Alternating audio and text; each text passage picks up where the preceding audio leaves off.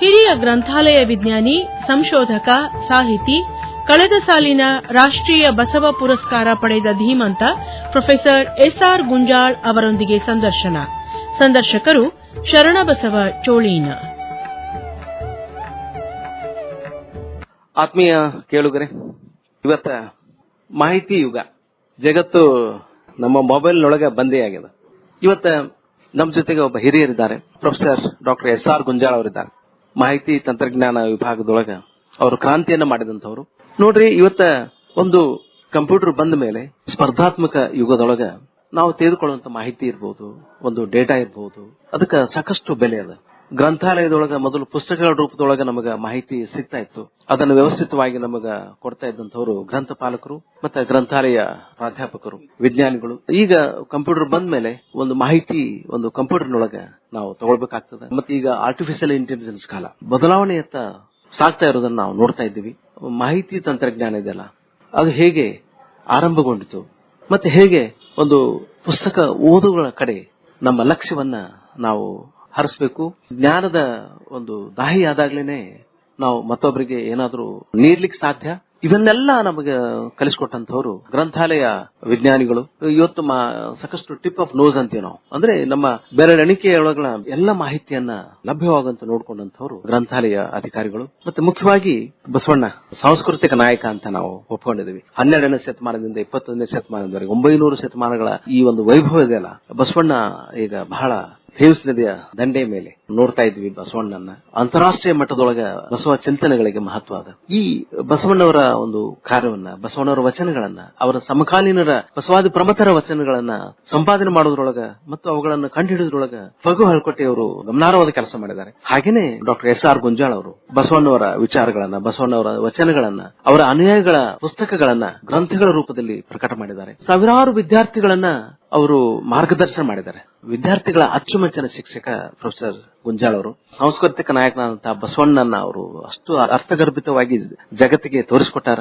ಸಾಕಷ್ಟು ಪುಸ್ತಕಗಳು ಅವರ ಒಂದು ಶ್ರಮವನ್ನ ಹೇಳ್ತಾ ಇವೆ. ಹೀಗಾಗಿ ಕಳೆದ ವರ್ಷ ಪ್ರೊಫೆಸರ್ ಗುಂಜಾಳ್ ಅವರಿಗೆ ಕರ್ನಾಟಕ ರಾಜ್ಯ ಸರ್ಕಾರ ಬಸವ ರಾಷ್ಟ್ರೀಯ ಪುರಸ್ಕಾರ ಪ್ರಶಸ್ತಿಯನ್ನು ಕೊಟ್ಟು 10 ಲಕ್ಷ ರೂಪಾಯಿಗಳ ಒಂದು ಗೌರವಧನವನ್ನ ಅವರಿಗೆ ಸಲ್ಲಿಸಿ ಸನ್ಮಾನ ಮಾಡಿತು. ಈ ಒಂದು ಬಸವ ರಾಷ್ಟ್ರೀಯ ಪುರಸ್ಕಾರ ಪಡೆದಂತಹ ಮಾಹಿತಿ ಯುಗದ ದಿಗ್ಗಜ ಅಂತ ಹೇಳ್ಬಹುದು ಡಾಕ್ಟರ್ ಎಸ್ಆರ್ ಗುಂಜಾಳ್ ಅವರನ್ನ ನಿಮ್ ಜೊತೆಗೆ ನಾವು ಪರಿಚಯ ಮಾಡಿಸಕ್ಕೆ ಬಹಳ ಸಂತೋಷ ಆಗ್ತದೆ. ಮಾಹಿತಿ ತಂತ್ರಜ್ಞಾನ ಯುಗ ಹೆಂಗ ಆರಂಭ ಆಯ್ತು, ಕಲ್ಯಾಣ ಕರ್ನಾಟಕದೊಳಗ ಅಹರ್ನಿಶೆ ದುಡಿದು ಅಲ್ಲಿ ತಮ್ಮ ಕಾಣಿಕೆಯನ್ನು ನೀಡಿದ್ದಾರೆ, ಹೇಗೆ ಅಲ್ಲಿ ಮಾಹಿತಿ ಒಂದು ತಂತ್ರಜ್ಞಾನ ವಿಭಾಗ ಮುಂದುವರಿತು, ಮತ್ತೆ ಹೇಗೆ ಅಲ್ಲಿಯ ಒಂದು ವಿದ್ಯಾರ್ಥಿಗಳಿಗೆ ಅದು ಒಂದು ಕಾಮಧೇನುವಾಗಿ ಮಾರ್ಪಟ್ಟಿತು, ಇದನ್ನೆಲ್ಲ ನಾವು ತಿಳ್ಕೊಂಡಂತ ನಿಮ್ಮೆಲ್ಲರ ಪರವಾಗಿ ಪ್ರೊಫೆಸರ್ ಗುಂಜಾಳ್ ಅವರನ್ನ ಸ್ವಾಗತ ಮಾಡ್ತಾ ಇದ್ದೀವಿ. ನಮಸ್ಕಾರ ಡಾಕ್ಟರ್ ಎಸ್ಆರ್ ಗುಂಜಾಳ್ ಅವರೇ, ಸ್ವಾಗತ, ಸುಸ್ವಾಗತ. ಪ್ರೊಫೆಸರ್ ಗುಂಜಾಳ್ ಅವರೇ, ಮಾಹಿತಿ ಒಂದು ತಂತ್ರಜ್ಞಾನದ ಯುಗ ಆರಂಭ ಆಗಿದ್ದು ಯಾವಾಗ? ನಾನು ಮೊಟ್ಟ ಮೊದಲು ಮ್ಯಾಟ್ರಿಕ್ ಅದೇ, BA ಅದೇ, MA ಅದೇ. ಆಮೇಲೆ ಎಲ್ಲದಕ್ಕೂ ನೌಕರಿ ಹೆಚ್ಚು ಕಡಿಮೆ ಆದವು. ಅಂದ್ರೆ MA ಅಂದ್ರೂ MA ಇಬ್ಬರೇ ಇದ್ವಿ. ಅದು ಫಸ್ಟ್ ಬ್ಯಾಚ್. ನಾನು ಜವಳಿ ಅಂತ ಇದ್ವಿ. ಆಮೇಲೆ ನಾವು ಮಾಳವಾಡ್ರ ಮನೆಯೊಳಗಿದ್ದೆ. ಅವರು head of the department of Kannada, Karnataka college ಒಳಗೆ. ಅವರು ನನ್ನ ತಮ್ಮನೆಯೊಳಗೆ ಇಟ್ಕೊಂಡಿದ್ರು. ಅವಾಗ ಏನಾಯ್ತು ಅಂತಂದ್ರೆ 1ನೇ ಬ್ಯಾಚ್ಗೆ ಒಬ್ಬನೇ ಹುಡುಗಿದ್ದೆ. ಅವಾಗ ಕರ್ನಾಟಕ ವಿಶ್ವವಿದ್ಯಾಲಯದೊಳಗೆ MA ಚಾಲು ಆಯ್ತು. ಅದಕ್ಕೆ ಎಷ್ಟು ಮಂದಿ ಮಾಸ್ತರ್ ಅಂದ್ರೆ 5 ಮಂದಿ ಮಾಸ್ತರು. ಕನ್ನಡ ಹೇಳಲಿಕ್ಕೆ ಬೇರೆ ಬೇರೆ ಬೇರೆ ಬೇರೆ ವ್ಯಾಕರಣ ಇತ್ಯಾದಿ ಎಲ್ಲಾ ಸಬ್ಜೆಕ್ಟ್ ಹೇಳಲಿಕ್ಕೆ ಮಾಡ್ರಿದ್ರು. ತೀರಂ ಶ್ರೀಕಂಠಯ್ಯ ಅಂತ great teacher, great writer also. ತೀರಂ ಶ್ರೀಕಂಠಯ್ಯ, ಮಾಳ್ವಾಡ್ರು, ಆಮೇಲೆ ಬಸವರಾಜ, ಒಟ್ಟು 5 ಮಂದಿ ಟೀಚರ್ಸ್ ಇದ್ರು. ಅವ್ರ 5 ಮಂದಿ ಟೀಚರ್ಸ್ ನಮಗ ಟೀಚ್ ಮಾಡ್ತಿದ್ರು.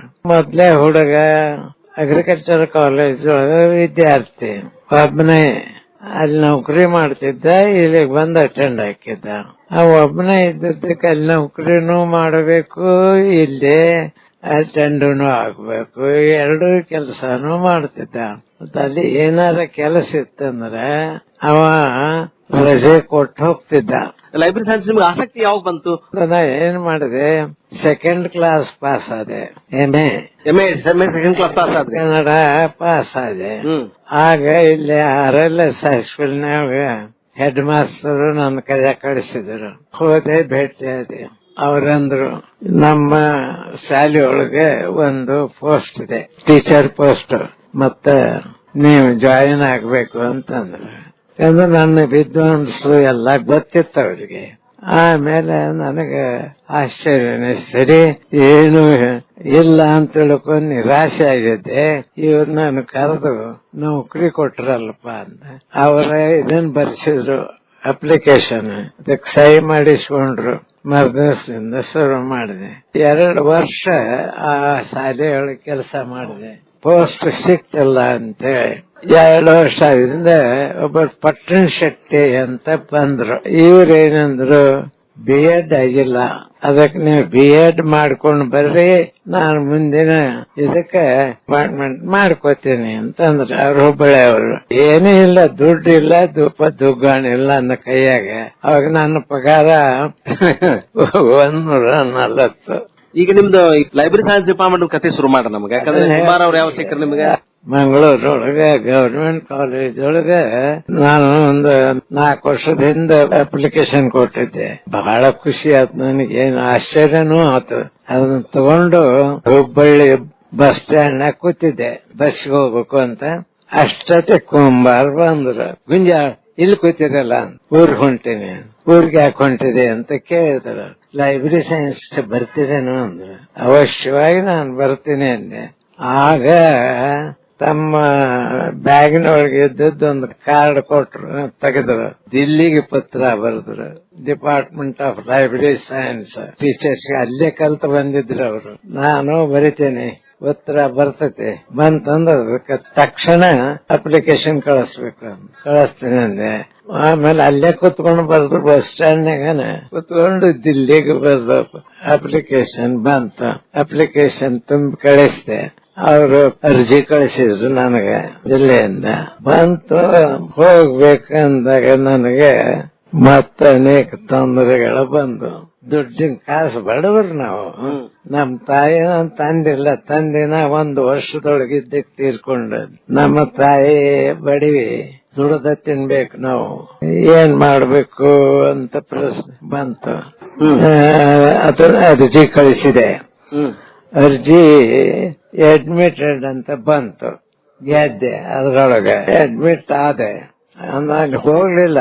ನನಗೆ ಮೆಸೇಜ್ ಬಂತು, ಹೆಂಗ್ ಹೋಗ್ಬೇಕು, ದುಡ್ಡಿಲ್ಲ. ಅಷ್ಟೊತ್ತಿ ಮದುವೆ ಆಗಿತ್ತು ನಂದು. ನಮ್ಮ ಮಿಸಸ್ಗೆ ಅವರ ಅಪ್ಪ, ನಾನು ವರದಕ್ಷಿಣೆ ತಗೊಂಡಿದ್ದಿಲ್ಲ. ಆದ್ರೆ ನಮ್ಮ ಮಾವ ನಮ್ಮ ಮಿಸಸ್ಗೆ 12 ತೊಲೆ ಬಂಗಾರ ಕೊಟ್ಟಿದ್ದ ಆಕೆಗೆ. ಅವಾಗಿನ ಕಾಲ ಪದ್ಧತಿ ಪ್ರಕಾರ ಆಕೆ ಅಂದ್ಲು, ದಿಲ್ಲಿದು ಚಲೋ ಕೋರ್ಸ್ ಇದ್ರೆ ನೀವು ಹೋಗ್ರಿ. ಆಕೆ ಮೆಟ್ರಿಕ್ ಆಗಿತ್ತು, ನೀವು ಹೋಗ್ರಿ ಅಂದ್. ಹೆಂಗ್ ಹೋಗ್ತಿದ್ದಕ್ಕೆ ಬರಿಗೆ ಇಲ್ಲಿ ಹಿಂದೆ 220 ರೂಪಾಯಿ ಪಗಾರ ಅಂತದ್ರಾಗ ಅದನ್ನು ತೆಗೆದು ಬಿಟ್ರು. ಹೆಂಗ್ ಆಕೆ ತಕ್ಷಣ ತನ್ನ ಕೊರೊಳಗಿನ ಬಂಗಾರ ತೆಗೆದುಕೊಟ್ಲು. ಇದನ್ನ ಮಾರ್ರಿ, ದುಡ್ಡು ತೋಡ್ರಿ, ಹೋಗ್ರಿ. ಕೂಡಲೇ ನನಗೆ ಒಂದು ವರ ಸಿಕ್ಕಂಗಾತು. ಒಂದು ಹೋಗಂತಂದ್ರಲ್ಲ, ಒಂದು ಅಪರ್ಚುನಿಟಿ ಸಿಕ್ತು. ಹೋಗ ಬಹಳ ಸವಿತ 12,000 ರೂಪಾಯಿ ತಗೊಂಡು ನಾನು ದಿಲ್ಲಿಗೆ ಹೋದೆ. ದಿಲ್ಲಿ ಯೂನಿವರ್ಸಿಟಿ, ಅಲ್ಲಿ ಮೊದಲೇ ಯೂನಿವರ್ಸಿಟಿ ಗವರ್ಮೆಂಟ್, ಅಲ್ಲಿ ಹೋದೆ, ಜಾಯಿನ್ ಆದೆ. ಇದ್ರೊಳಗ ಅಕಸ್ಮಾತ್ ಅಲ್ಲಿ ಬಗರಿ ಇದ್ದ, ಪಬ್ಲಿಕ್ ಲೈಬ್ರರಿ ಡೈರೆಕ್ಟರ್. ಅವನು ಟ್ರೈನಿಂಗ್ ಬಂದಿದ್ದ. ಅವ ನಮ್ಮ ತಾಯಿ ಊರ ಮಗ ಅಲ್ಲಿದ್ದವ. ಮತ್ತು ಅವ್ರ ಮನೆ ಹತ್ತಿರ ನಮ್ಮ ಮನೆ ಅಲ್ಲೇ. ಹಿಂಗಾಗಿ ಪರಿಚಯ ಆಗಿತ್ತ. ಒಂದು ಇಬ್ರು ಒಳ್ಳೆ ಸ್ನೇಹ ಆಯ್ತು. ಅಲ್ಲಿ ನೀವು ಎಂಬ್ಲಿಪ್ ಮಾಡಿದ್ರಿ? ಬಿಲಿಪ್ ಎಂಬ್ಲಿಪ್ ಬೇಡ ಆತನ? ಮೊದ್ಲ ಬಿಲಿಪ್ ಮಾಡಿದೆ, ಆಮೇಲೆ ಎಂಬ್ಲಿ ಇದ್ವಿ. 2 ವರ್ಷದ ಕೋರ್ಸ್ ಬರ್ತದೆ. 2 ಕೋರ್ಸ್ ಆದ ಕೂಡಲೇ ಅಂದ್ರೆ ಮತ್ತೆ ಕುಂಬಾರು ಇಲ್ಲಿ ಜಾಯ್ನ್ ಆಗಿದ್ರಲ್ಲ ಇಲ್ಲಿ. ಆಮೇಲೆ ಕುಂಬಾರ ಅವರು 1 ವರ್ಷ ಮುಗಿಸಿದ್ರು. ಅವರು 3 ಮಂದಿ ಇದ್ವಿ. ಆಮೇಲೆ ಅಲ್ಲೇ ಏನು ಹೋದ್ವಿ, ಸ್ನೇಹ ಬೆಳೀತು ನಮ್ಗ. ಬಾಳ ಚಲೋ ಆತಂತೆ. ಆಮೇಲೆ ಕ್ಲಾಸ್ ಕತ್ತಿದ್ರು. ನಾನು MA ಕನ್ನಡ ತಗೊಂಡಿದ್ದೆ. ಇಂಗ್ಲಿಷ್ ನಿಮ್ಗೆ ಗೊತ್ತಾಗ್ಲಿಲ್ಲ? ಅಲ್ಲ, ಇಂಗ್ಲಿಷ್ ಸ್ವಲ್ಪ ಲೆಕ್ಚರರ್ ಹೇಳೋದು ತಿಳಿತಿದ್ದಿಲ್ಲ ನನಗೆ. ಅದ ಇಂಗ್ಲಿಷ್ ಹೇಳ್ತಿದ್ರು ಅವರು. ಒಂದು 6 ತಿಂಗಳ ನೋಡಿದೆ, ಅರ್ಧ ತಿಳಿತಿತ್ತು. ಆಮೇಲೆ ಇದು ನನಗೆ ಹೊಂದಿಕೆ ಆಗೋದಿಲ್ಲ, ಹೋಗಿ ಬರ್ಬೇಕು ಊರಿಗೆ ಅಂತೇಳಿ ಮತ್ ಗಂಟು ಮುಟ್ಟಿ ಕಟ್ಟಿ ಹೊರಟೆ. ಆಮೇಲೆ ಬಗರಿ ಆಗ್ಲಿ ಕುಂಬಾರಾಗ್ಲಿ ಇವರು ನನ್ನ ಕರೆದ್ರು. ಹೋಗ್ತಕ್ಕದ್ದಲ್ಲ ಅಂತ ಹೇಳಿದ್ರು ನನಗೆ. ಯಾಕ್ರಿ ಅಂತಂದೆ. ಈಗ ಹೋದ್ರು ಫೇಲನ, ನೀ 3 ಹೋದ್ರು ನೀ ಫೇಲ ಇದ್ರೆ ಪಾಸ್ ಆಗಬಹುದು ಅಥವಾ ಫೇಲ್ ಆಗ್ಬೋದು, 2 ಒಂದ್ ಆಗ್ಬಹುದು. ಅದಕ್ಕೆ ನೀನ್ ಇದ್ದ ಬಿಡು ಅಂತೇಳಿ ಹಿಡ್ಕೊಂಡ್ ಬಂದ್ರು. ಹೋದಿಂದ ಶುರುವಾತ್ ನಂದು. ಮತ್ತು ಒಂದು ನಿರ್ಣಯ ಮಾಡಿದೆ. ಏನ್ ನಿರ್ಣಯ ಅಂದ್ರ, ರಾತ್ರಿ 9ಕ್ಕೆ ಮಲಗೋದು, 3 ಗಂಟೆ ಕೇಳೋದು. ನಂದು ಇದು ಅಭ್ಯಾಸ. 3 ಗಂಟೆಗೆ ಎದ್ದು ಅಭ್ಯಾಸ ಶುರು ಮಾಡಿದೆ. ಅಂದ್ರೆ ರಾತ್ರಿ ಅಭ್ಯಾಸ ಶುರು ಆಗಕತ್ತು. ಆಮೇಲೆ 6 ಗಂಟೆ ಮಟ್ಟ ಓದ್ತಿದ್ದೆ. ಓದೋದು ಬರೆಯೋದು ಶುರುವಾತು. ಬಹಳ ಚಲೋ ಆತು. ಅವಾಗೇನಾತು, ಆ ಅಭ್ಯಾಸ ಶುರುವಾದಿಂದ ನಾನು ಬರೇ ಓದ್ತಿದ್ದಿಲ್ಲ, ಬರೆಯಕತ್ತಿದ್ದೆ. ಈ ಕ್ಲಾಸ್ನಾಗ ಏನ್ ಹೇಳ್ತಿದ್ರ ಅದನ್ನ ಬರಿತಿದ್ದೆ. ಅದು ಇಷ್ಟ ಆತು. ಬರ್ದು ನನಗ ಅದ್ರದ್ದು ಒಂಥರ ಎಲ್ಲ ಮನನ ಆಯ್ತು. ಅದನ್ನ ಪಾಸ್ ಆಗಬಲ್ಲೆ ಅಂತಕ್ಕಂಥ ಒಂದು ಹುಮ್ಮಸ್ ಬಂತು. ಆಮೇಲೆ ಹೋಗೋದು ಬಿಟ್ಟೆ. ಇತ್ಲಾಗ ಕೊಳೋಡಕ್ ಬರ್ಲಿಲ್ಲ, ಅಲ್ಲೇ ಉಳ್ಕೊಂಡೆ. ನಿಮ್ಮೂರು ಕೊಳೋಣಂದು. ಅಲ್ಲಿ ಉಳ್ಕೊಂಡಿಂದ ನಾನು ಕ್ಲಾಸ್ನೊಳಗೆ ಅಗದಿ ಚಲೋ ಆದೆ. ಹೈಯರ್ 2nd ಕ್ಲಾಸ್ ಬಂದೆ. ಅಭಿನಂದನೆಗಳು. ಸೊ ಹೀಗಾಗಿ ಅದೊಂದು ಅನುಭವ ನಿಮ್ಗೆ ಸಿಕ್ತು. ಅವಾಗ ನಿಮ್ ಮಾಹಿತಿ ಮತ್ತ ಲೈಬ್ರರಿ ಸೈನ್ಸ್ ಅಂದ್ರೆ ಒಂಥರ ಬಹಳ ಆಸಕ್ತಿ ಬಂತು. ಅದಕ್ಕೆ ಏನಾಯ್ತು ಅಂದ್ರೆ ಒಂದು ದೊಡ್ಡ ಅನುಭವ ಆಯ್ತು ನನಗೆ. ಅಲ್ಲೇ ರಂಗನಾಥ್ ಬರ್ತಿದ್ರು. ಆ ರಂಗನಾಥ್ ಅವ್ರು ಬಂದು SR ರಂಗನಾಥ್ ಅವ್ರು ನಮ್ ಕ್ಲಾಸನ್ನು ತಗೋತಿದ್ರು. ಅವ್ರೊಂದು ಇದ್ರಾಗ ಇಳ್ಕೊಂಡಿದ್ರು. ಅವ್ರ ಹತ್ರ ಭೇಟಿ ಹಾಕಿದ್ದೆ. ನಾನು ಕುಂಬಾರ್ ಭೇಟಿ ಹಾಕಿದ್ವಿ. ಅವರು ಮಹಾ ಮೇಧಾವಿ ವಿದ್ವಾಂಸರು. ಅದು ಚಲೋ ಪರಿಚಯ ಆಯ್ತು ನನಗ. ಆಮೇಲೆ ಬರೀ ಅಭ್ಯಾಸನೂ ಚಲೋ ಆಯ್ತು. ಪ್ರತಿಯೊಂದು ಸಬ್ಜೆಕ್ಟ್ ಅಗದಿ ಬಾಯ್ಪಟ್ಟ ಅದ್ ಹಂಗಾತು. ಆಮೇಲೆ ಪರೀಕ್ಷೆಗೆ ಕುಂತ್ವಿ. ಟೀಚರ್ಸ್ ಬಹಳ ಚಲೋ ಇದ್ರು. ಅದಾಗ ಒಬ್ಬ ಅಗ್ರವಾಲ್ ಅಂತ ಇದ್ದ. ಅದು ಒಂದು ಪೇಪರ್ ನನ್ಗೆ ಸ್ವಲ್ಪ ಕಠಿಣ ಅನಿಸ್ತು. ಪತ್ರಿಕೆ ಕೊಟ್ಟಿದ್ರು, ಸುಮ್ಮನೆ ಕೂತೆ. ಸೂಪರ್ವಿಷನ್ ಏನಾಯ್ತು ಅಂತಂದ್ರೆ, ಏನಿಲ್ರಿ ಇದು ಪೇಪರ್ ತಿಳಿವಲ್ದು ಅಂದೆ. ಆಮೇಲೆ ಹಿಟ್ಟೋಡಮಿ ಈ ಪೇಪರ್ ಕೆಟ್ಲಾಗ್ ಗೊತ್ತಾಗಲ್ಲ ನಿನ್ಗೆ ಅಂದ್ರ ನನಗೆ ಇವತ್ತಿಗೂ ನೆನಪತಿ. 84 ಕಾರ್ಡ್ಗಳನ್ನ 1 ತಾಸಿನೊಳಗೆ ಬರ್ದೆ. ಭಾರಿ ಬರ್ತಿದೆ. ಅದು ನನಗೆ ಆಶ್ಚರ್ಯ. ಮುಂದೆ ಪರೀಕ್ಷೆ ಆಯ್ತು, ಎಲ್ಲ ಆಯ್ತು, ಪಾಸ್ ಆದೆ. ಅಂದ್ರೆ ಇಲ್ಲಿಗೆ ಬಂದೆ, ಧಾರವಾಡಕ್ಕೆ ಈಗ ನೀವು ಕುಮಾರ್ ಅವ್ರು ಸೇರಿ ಶುರು ಮಾಡಿದ್ರಿ ಲೈಬ್ರರಿ ಸೈನ್ಸ್? ಅಲ್ಲ, ಅವರು ನಾವು ಕೂಡ ಇರ್ತಿದ್ವಿ. ಅವಾಗ ಅವ್ರ ಮನೆಗೆ ವಾರಕ್ಕೊಮ್ಮೆ ಹೋಗ್ತಿದ್ದೆ. ಅಲ್ಲಿ ಇಲ್ಲಿಗೆ ಬರ್ತಿದ್ದೆ. ಆದ್ರೆ ಇಲ್ಲಿ ಮತ್ತೊಂದು ಒಳ್ಳೆ ಘಟನೆ ಅಂದ್ರೆ, ಉತ್ತಂಗಿ ಚೆನ್ನಪ್ಪನವರು ನಾ ಶೂಟಿಗೆ ಬಂದಿದ್ದೆ. ಶೂಟಿಗೆ ಬಂದಾಗ ಅವ್ರ ಮನೆಗೆ ಹೋಗ್ತಿದ್ದೆ ಪ್ರತಿ ಸರಿ. ಅವರು ಸಂಯುಕ್ತ ಕರ್ನಾಟಕದೊಳಗೆ ಒಂದು ಅಡ್ವರ್ಟೈಸ್ ಬಂದೈತಿಪ್ಪ, ಕರ್ನಾಟಕ ಕಾಲೇಜ್ ಒಳಗೆ ಲೈಬ್ರರಿಯನ್ ಪೋಸ್ಟ್ ಐತಿ, ಮತ್ ನೀವು ಅಪ್ಲಿಕೇಶನ್ ಹಾಕ್ರಿ ಅಂತೇಳಿ ನನ್ನ ಕೈಯಾಗ ಕೊಟ್ರ. ಖುಷಿ. ಉತ್ತಂಗಿ ಚೆನ್ನಪ್ಪನವರು ಗ್ರೇಟ್ ಸ್ಕಾಲರ್ ಅವರು. ಆಮೇಲೆ ಅದನ್ನ ಅಪ್ಲಿಕೇಶನ್ ಹಾಕಿ ದಿಲ್ಲಿಗೆ ಹೋದೆ. ಮತ್ತೆ ಶೂಟಿಗೆ ಬಂದಿದ್ದೆ, ಹೋದೆ. ಆಮೇಲೆ ಅಲ್ಲೇ ಮತ್ ಶುರುವಾತ್ ನಂದು ಕಠಿಣ. ಅಂದ್ರೆ ರಾತ್ರಿ 9ಕ್ಕೆ ಮಲಗುವುದು, ಮುಂಜಾನೆ 3 ಕೇಳೋದು, ಬರೆಯೋದು.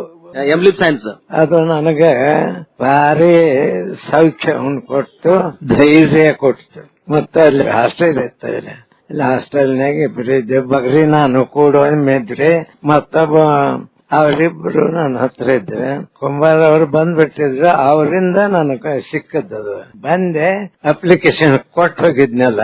ಆಗ ಬಂದು ಆಫೀಸ್ನಾಗ ಕೇಳಿದೆ, ಮತ್ತೆ ಇಂಟರ್ವ್ಯೂ ಯಾವಾಗ ಬರ್ತೈತಿ ಅಂತ. ಇಂಟರ್ವ್ಯೂ ಯಾವಾಗ ಬರ್ತೈತಿ ಅಂತ ಕೇಳಿದ ಕೂಡಲೇ ಇನ್ನೊಂದ್ ತಿಂಗಳು 20ನ್ಯಾಗ ಬರ್ಬೋದು, ನಿಮ್ದು ರಿಸಲ್ಟ್ ಬಂದತ್ತೇನಂತ ಕೇಳಿದ್ರು ಅವರು. ಆವಾಗ ಫಸ್ಟ್ ವೈಸ್ ಚಾನ್ಸಲರ್ ಇದ್ರು, ಅವರೇ ಫಸ್ಟ್ ವೈಸ್ ಚಾನ್ಸಲರ್. ಇಂಟರ್ವ್ಯೂ ಬಂತು. ಕೂಡ್ಲೇನೆ ನಾವು 3 ಜನ ಇದ್ವಿ ಇಂಟರ್ವ್ಯೂಗೆ.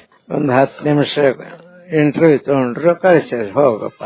ಆಮೇಲೆ ಕೂಡ್ರಿ ಅಂದ್ರು. ಹೊರಗೆ ಕೂತೆ. ಅಷ್ಟೊತ್ತಿಗೆ 3 ತಿಂಗಳು ಪಾಸ್ ಆದ. ನಮ್ಗೆ ಹೇಳಿದ್ದಿಲ್ಲ, ಒಳಗ್ ಹೋದ. ಹಿಂಗ್ ಹೊರಗ್ ಬಂದ. ಹಿಂಗ್ಯಾಕೋ ಅಂತಂದೆ. ಇಲ್ರಿ, ನಾನು 3 ತಿಂಗಳದ್ದು ಸರ್ಟಿಫಿಕೇಟ್ ಕೋರ್ಸ್ ನಂದು, ಅದಕ್ ನಾ ಬೇಡ ಅಂತ ಹೇಳಿ ಕಳಿಸಿದ್ರು.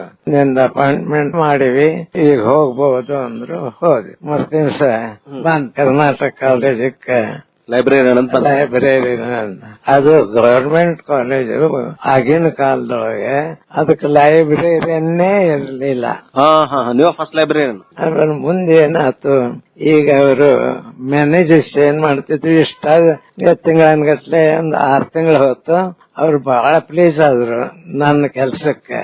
ನಾ ಬರುದು, ಎಲ್ಲರಿಗೂ ತೋರ್ಸೋದು, ಎಲ್ಲರಿಗೂ ಹುಡುಕ್ ಕೊಡೋದು ಮಾಡಕ್ ಹತ್ತಿದ್ನಲ್ಲ. ಒಂದ್ ದಿವ್ಸ ಬಂದ್ರು, ಹೇ ಗುಂಜಾಳ ಅಂತ. Yes sir, what is your pay ಅಂತ. 130. 130? ಇವತ್ತು ಲೈಬ್ರೇರಿಯನ್, ಕಾಲೇಜ್ ಲೈಬ್ರೇರಿಯನ್ ಕಮ್ ಅಂತ ಹೇಳಿ ನನ್ನ ಕರೆದ್ರು. ಅವ್ರ ರೂಮ್ ಹೋದೆ. Right an application, I shall take it to the vice chancellor, get it improved ಅಂತ ಅಂದ್ರು. ಬಹಳ ಖುಷಿ ಆಯ್ತು ನನಗೆ. ಒಂದು ಅರ್ಜಿ ಬರ್ಕೊಂಡು ಅವರ ಟೇಬಲ್ ಮೇಲೆ ಇಟ್ಟೆ. ತಗೊಂಡು ಯೂನಿವರ್ಸಿಟಿಗೆ ಹೋದ್ರು. ಬರುವಾಗ ಆರ್ಡರ್ ತಂದ್ರು. ಡಿಪಾರ್ಟ್ಮೆಂಟ್ ಆಫ್ ಲೈಬ್ರರಿ ಸೈನ್ಸ್ ತೆಗೆದ್ವಿ. ಲೈಬ್ರರಿ ಸೈನ್ಸ್ ಡಿಪಾರ್ಟ್ಮೆಂಟ್ ಎಷ್ಟು 65 ಶುರು ಮಾಡಿದ್ರೆ? ಲೈಬ್ರರಿ ಸೈನ್ಸ್ ಯಾವ ವರ್ಷ ಅದು? 61 ಶುರುವಾಗಿತ್ತು. ಅದೇ ಹಾಗೆ ಅಂದ್ರೆ 62ಕ್ಕೆ ಫುಲ್ ಟೈಮ್ 5 ಮಂದಿ ನಾವು ಟೀಚರ್ಸ್. ಅದು ಅಪಾಯಿಂಟ್ಮೆಂಟ್ ಆದದ್ದು ಒಂದು ಮಹತ್ವದ ಒಂದು ಘಟನೆ.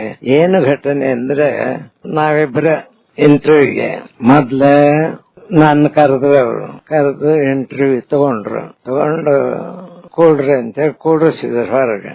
ಆಮೇಲೆ ಕುಮಾರ್ ಅವ್ರನ್ನ ಕರೆಸಿ ಅವ್ರನ್ನ ಕೇಳಿದ್ರು, ನೋಡಪ್ಪ ನೀನು ಲೈಬ್ರರಿ ಸೈನ್ಸ್ ಒಳಗ ಈಗಾಗಲೇ ಸರ್ವಿಸ್ನೊಳಗದಿ, ಡೆಪ್ಯೂಟಿ ಲೈಬ್ರರಿಯನ್ ಅದಿದೆ. ಈಗ ಡಿಪಾರ್ಟ್ಮೆಂಟ್ ಆಫ್ ಲೈಬ್ರರಿ ಸೈನ್ಸ್ ಚಾಲು ಆಗ್ಯದೆ. ಅದಕ್ಕೆ ನೀ ಹೋಗ್ತೀಯೋ ಏನ್ ಗುಂಜಾಳ ಅವ್ರನ್ನ ಕಳ್ಸೋಣ, 2 ಒಂದೇ ಅಂತಂದ್ರು. ನೋಡಿ ಯಾವ್ದಕ್ ಹೋಗ್ತಿದೀಯ, ನೀ ಸೀನಿಯರ್ ಇರೋದ್ರಿಂದ ನಿನಗ್ ಬಿಟ್ಕೊಡ್ತೀವಿ ಅಂದ್ರೆ. ಅವ್ರು ನಾ ಡಿಪಾರ್ಟ್ಮೆಂಟ್ ಹೋಗ್ತೇನ್ರಿ. ಆಮೇಲೆ ಬಂದಿವಿ ಇಬ್ರು. ಡಿಪಾರ್ಟ್ಮೆಂಟ್ ಓಪನ್ ಆತು. ನಾನು ದಿವಸ ನಡ್ಕೊತ ಹೋಗಿದ್ದೆ. ಕರ್ನಾಟಕ ಕಾಲೇಜಿಂದ ಅಲ್ಲಿ ಹೋಗ್ಬೇಕು, ಮತ್ತೆ ಹೊಳೆ ಬರ್ಬೇಕು. ಏನೇನು ಅನಿವಾರ್ಯ ಅಲ್ಲ. ಅದಕ್ಕೆ ಒಂದು ರೂಮ್ ಒಂದು ಕೊಟ್ಟಿದ್ರು. ನಾವು 5 ಮಂದಿ ಸರ್ವಿಸ್ ಮಾಡು ಮಾಸ್ತರ್.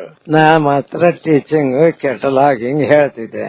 ಆಮೇಲೆ ಡಿಪಾರ್ಟ್ಮೆಂಟ್ ಬಹಳ ಹೆಸರು ಮಾಡ್ತೀವಿ. ಅಂದ್ರೆ ಈ ಲೈಬ್ರರಿ ಸೈನ್ಸ್ ಅನ್ನೋದಲ್ಲ, ಮಾಹಿತಿ ತಂತ್ರಜ್ಞಾನ, ಅದಕ್ಕೊಂದು ಬುನಾದಿ ಹಾಕೊಟ್ಟವರು ಕರ್ನಾಟಕ ವಿಶ್ವವಿದ್ಯಾಲಯದವರು. ನಿಮ್ಗೆ ಅದು ಕೆಟಲಾಗಿಂಗ್ ಆಯ್ತು, ಪುಸ್ತಕ ಓದೋ ಒಂದು ಪ್ರೀತಿಯನ್ನು ಬೆಳೆಸಿದ್ರಲ್ಲ, ಹೆಂಗ್ ಜನರು ಇಷ್ಟಪಡ್ತಿದ್ರು ಲೈಬ್ರರಿ? ಮತ್ತೆ ಆಮೇಲೆ ಲೈಬ್ರರಿ ಸೈನ್ಸ್ ಬರೋದು ಹೋಗೋದು ಅದು ಪ್ರಾಕ್ಟೀಸ್ ಆಯ್ತು ನಮಗ. ನಾವೆಲ್ಲರೂ ಕೂಡಿ ಕೆಲಸ ಮಾಡ್ತಿದ್ವಿ. ದೇಶಪಾಂಡೆ ಅವರು ಒಂದು ಕ್ಲಾಸ್, ನಾನು ಒಂದು ಕ್ಲಾಸ್, ಕುಂಬಾರ್ ಅವರು ಕ್ಲಾಸಿಫಿಕೇಶನ್, ಅದು ಸ್ವಲ್ಪ ಕಠಿಣ, ಅದನ್ನ ಮಾಡ್ತಿದ್ರು ಅವರು. ನನಗೆ ಮತ್ತ ಒಂದು ಇದು ಬಂತು. ಆವಾಗ್ಲೂ ಸುದ್ದ ನಮ್ ಪ್ರಿನ್ಸಿಪಲ್ ಇದ್ರು, ಮ್ಯಾನೇಜರ್ಸ್ ಇದ್ದು. ನಾನು ಅಲ್ಲಿ ಹೋಗ್ಬೇಕಾತ ಇದಕ್ಕೆ ಯೂನಿವರ್ಸಿಟಿಗೆ.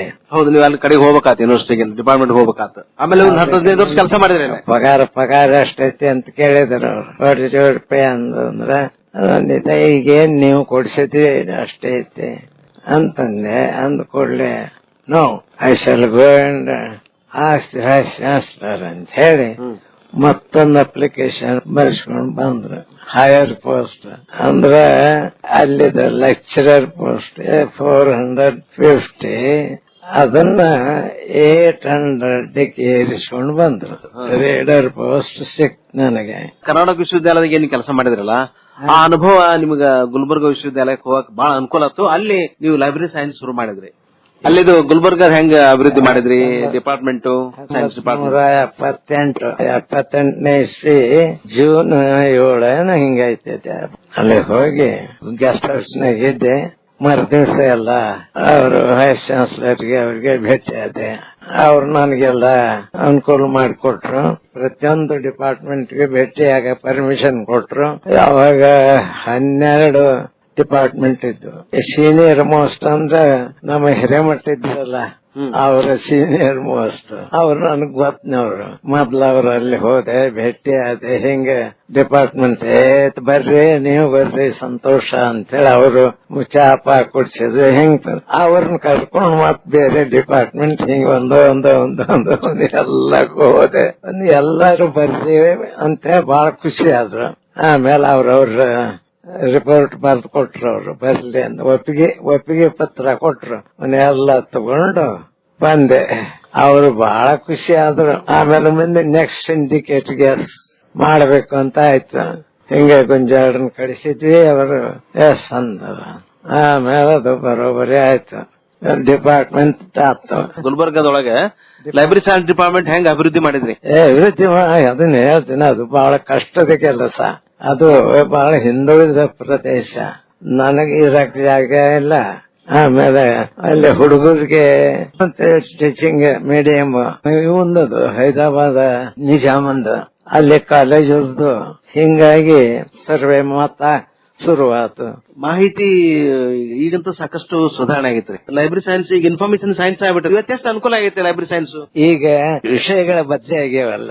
ಮೊದ್ಲೇನಿತ್ತು ಲೈಬ್ರರಿ ಸೈನ್ಸ್ ಅಂತ ಫಸ್ಟ್ ನಮ್ಮ ರಂಗನಾಥನ್ ಶುರು ಮಾಡಿದ್ರು. ಬರ್ಬರ್ತ ಮುಂದೆ ಲೈಬ್ರರಿ ಅಂಡ್ ಇನ್ಫಾರ್ಮೇಶನ್ ಸೈನ್ಸ್ ಆದ. ಆಮೇಲೆ ಒಂದೊಂದ್ ಹಿಂಗ ಅವು ಬ್ರಾಂಚಸ್ ಆದವು. ಅವೆಲ್ಲ ಈಗ ಎವ್ರಿಥಿಂಗ್ ಈಸ್ ಕ್ಲಾಸಿಫಿಕೇಶನ್ ಕೆಟ್ಲಾಗು ಅವೇ ಸೇಮ್ ಎಲ್ಲ ಡಿಜಿಟಲೈಸೇಷನ್ ಆಗಿದೆ. ಈಗ ಬಂದೈತೆ. ಲೈಬ್ರರಿ ಸೈನ್ಸ್ ಇಂಪಾರ್ಟೆನ್ಸ್ ಹೆಂಗೈತಿ? ಬಹಳ ಪ್ರಾಮುಖ್ಯತೆ ಐತೆ. ಪ್ರಾಮುಖ್ಯತೆ ಐತಿ.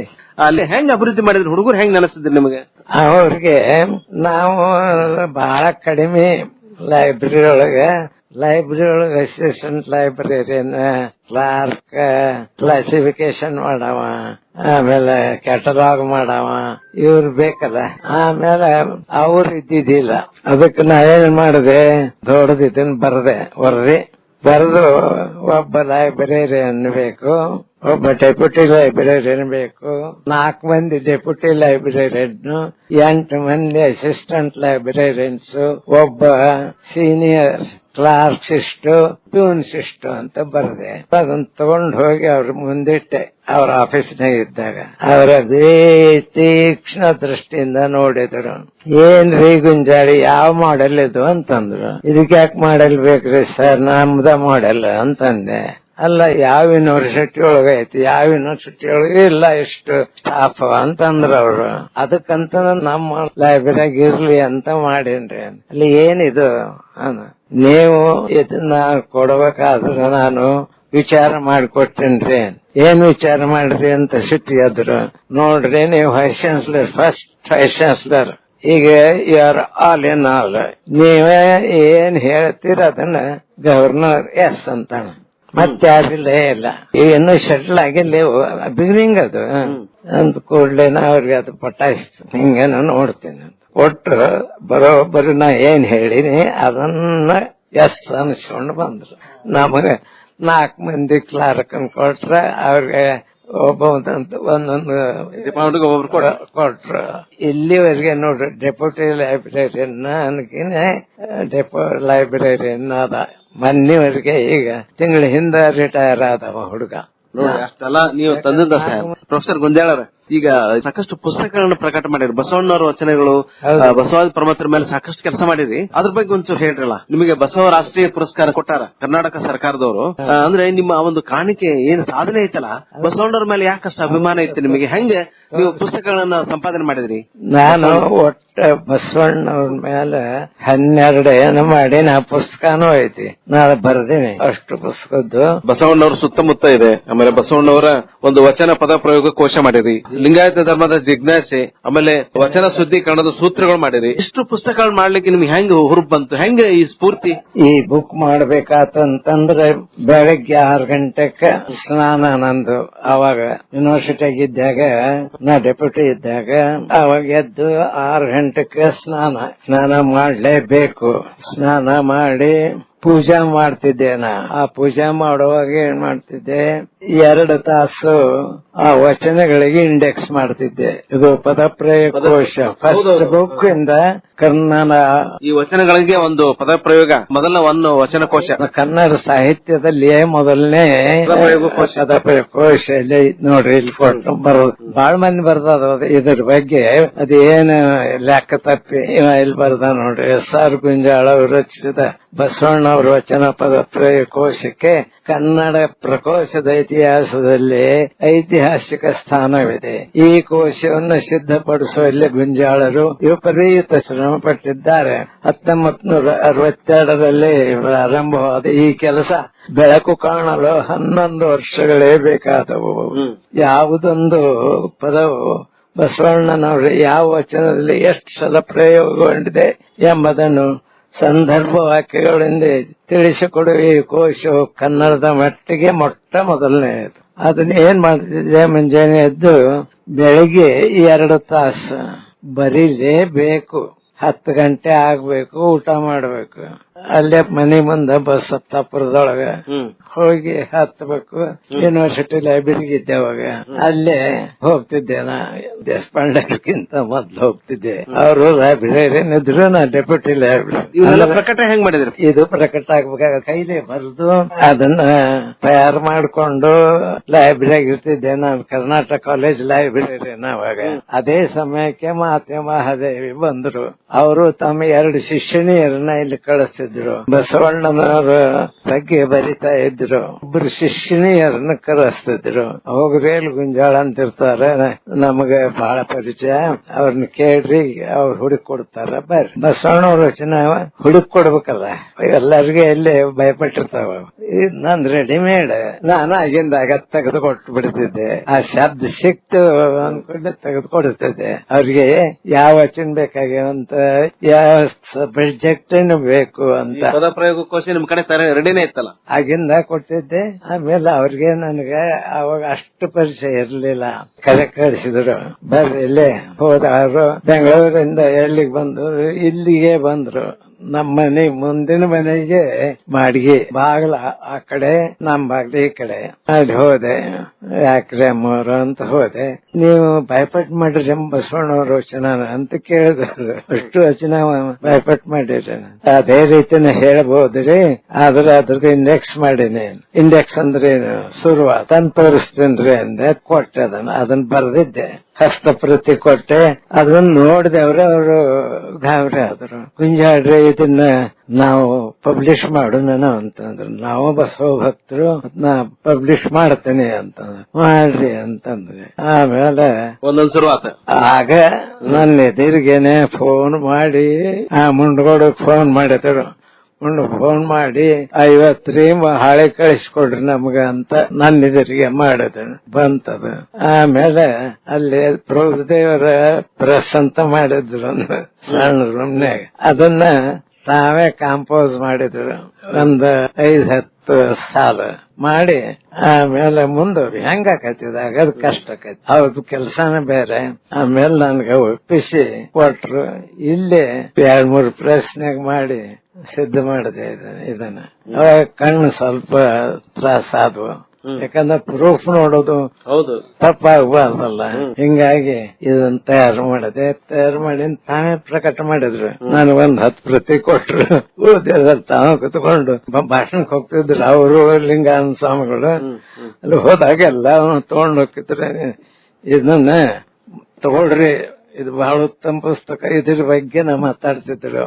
ಅವ್ರು ಕೊಡ್ತಿದ್ರು. ಊಟ ಆಗ್ಬಿಟ್ಟು ಅಂದ್ರೆ ಈಗ ಬಸವಣ್ಣವ್ರ ಮೇಲೆ ನೀವು ಇಷ್ಟು ಸಾಧನೆ ಮಾಡಿದ್ರಲ್ಲ, ನಿಮ್ಗೆ ಬಸವ ರಾಷ್ಟ್ರೀಯ ಪುರಸ್ಕಾರ ಸಿಕ್ತು ರಾಜ್ಯ ಸರ್ಕಾರದ್ದು. ಹೆಂಗ ಪ್ರಶಸ್ತಿ ಸಮಾರಂಭ ಅಲ್ಲಿಗೆ ಅಲ್ಲಿ ನಿಮ್ಗೆ ಹೆಂಗ ಸಂತೋಷ ಆಯ್ತು? ಗೊತ್ತಿಲ್ಲ. ಇದು ಇದರಿಗೆ ನಾನು 8-10 ಬುಕ್ ಅದಾವ, ಅವನ್ನ ನೋಡ್ಯಾರ ಅವರು. ಮೆಂಬರ್ ಒಂದು ಕಮಿಟಿ ಐತೆ ಅದಕ್ಕೆ.